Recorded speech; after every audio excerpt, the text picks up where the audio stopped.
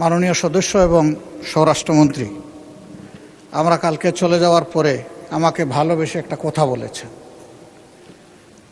তিনি বলেছেন যে আমি একটি অসত্য কথা এখানে বলে গেছি। আমি এটা জানতে পারলাম। তো আসলে আল্লাহ তাআলা তাকে অপূর্ব দক্ষতা দিয়েছেন।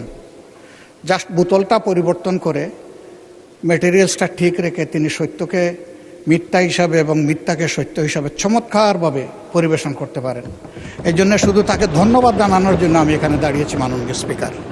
এই মুহূর্তে মাননীয় বিরোধী দলীয় নেতা দুইটা অসংসদীয় শব্দ ব্যবহার করেছেন, সেটা হচ্ছে মিথ্যা। এটা অসত্য বললে আমি আপত্তি করতাম না। এই যে আমি কালকে মিথ্যা বলেছি বয়ান, তো এইটা মিথ্যা শব্দটা অসংসদীয় হিসেবে এটা এক্সপান্স করার জন্য আমি অনুরোধ জানাই। দ্বিতীয় কথা হচ্ছে,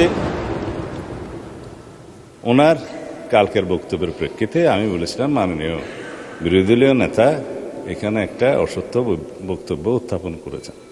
সেটা ছিল যেখানে রুল 62 অনুসারে আপনি তারপরে একজন বেসরকারি সদস্যের উত্থাপিত মুলতাবি প্রস্তাব গ্রহণ করেছেন, ওনারা ওয়াক আউট করার আরও অনেক পরে, তাহলে সেটা পার্লামেন্টে উত্থাপিত বা পড়িত হইল কিভাবে? সুতরাং আমি বলেছি সেই বক্তব্যটা অসত্য। ধন্যবাদ মাননীয় স্পিকার। মাননীয় সদস্যবৃন্দ, এখন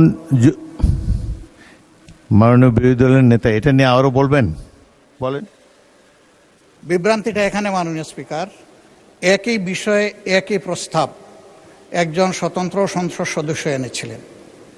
সেই প্রস্তাবটি ভিন্ন নামে গতকাল এসেছে, শুধু নাম বদল হয়েছে, প্রস্তাব ঠিক আছে।